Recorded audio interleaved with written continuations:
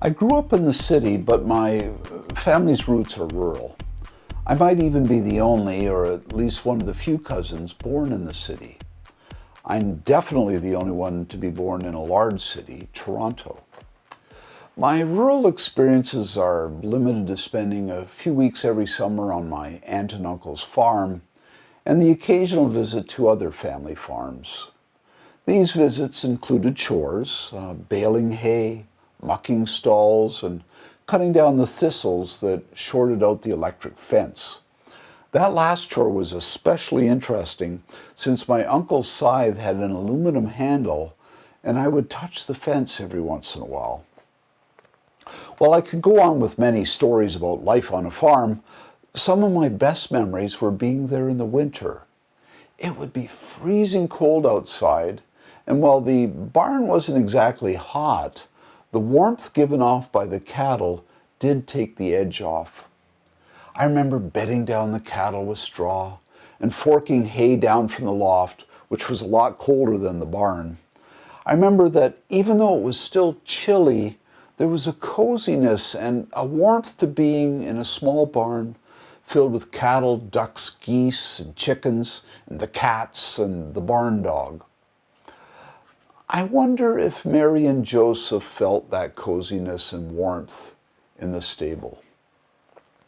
I'm sure that their barn was nothing like a typical rural Ontario barn.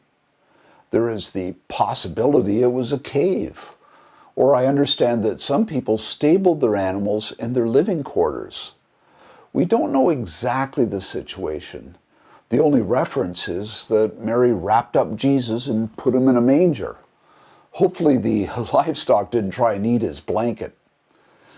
I suspect that Mary and Joseph didn't exactly have warm, fuzzy feelings about being in labor surrounded by animals. And even though it was an extraordinary night, especially after a bunch of shepherds showed up with tales of singing angels, I don't know how fond their memories would have been of the place where Jesus was born. All of us on occasion end up in circumstances that are less than ideal. Circumstances forced upon us, not of our own choosing. Many of us this Christmas will spend it alone, or with only our immediate household. We won't be having the big family gathering, sitting down to a large meal and watching the children dive into their presents. For many of us, this will not be a normal Christmas. And how it plays out will not be how we wanted it to be. Of course, some of you will be defiant. A lot like the cow who ran through the electric fence, chased me into the barn, and forced me to jump into a stall and out over the manure pile. You will take your chances with the pandemic and do your big Christmas gathering, and maybe you'll get away with it. Or maybe someone will walk away infected and hopefully fully recover. No matter your situation, this will not be the Christmas of your choosing. Just like that first one was not how Mary and Joseph would have envisaged it. Family was very important back then. When a son got married, the family compound would be expanded and the bride would move in. And when the children started to come along, it would be the grandmother who raised them. None of this took place for Mary and Joseph. We don't know exactly how long they stayed in Bethlehem. From the way the story plays out, it could have been 2 or more years. And then, instead of going home, they had to flee to Egypt, refugees in a less than friendly foreign country.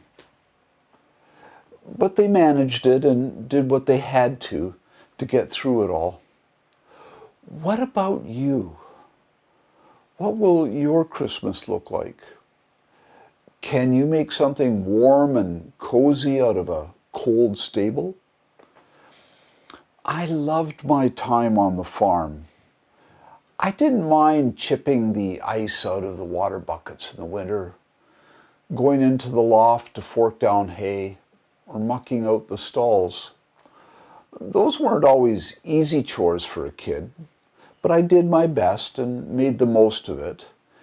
And there were compensations. The meals were spectacular, as you could imagine on a farm. And more importantly, I got to spend time with those who I loved and who loved me. So this Christmas will not be simple, nor convenient, nor the one you may have wished for. But that doesn't mean you can't make it into something that years from now you'll look back upon fondly.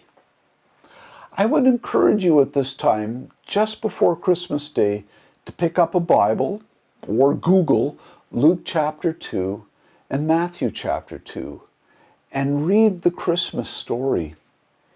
Even if your circumstances are not to your liking, the story of the first Christmas will not only give you a perspective on your own, but it will probably bring to mind some memories of good Christmases from the past.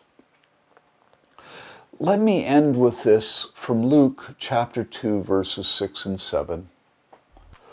While they were there, the time came for her to deliver her child, and she gave birth to her firstborn son, and wrapped him in bands of cloth and laid him in a manger, because there was no place for them in the inn.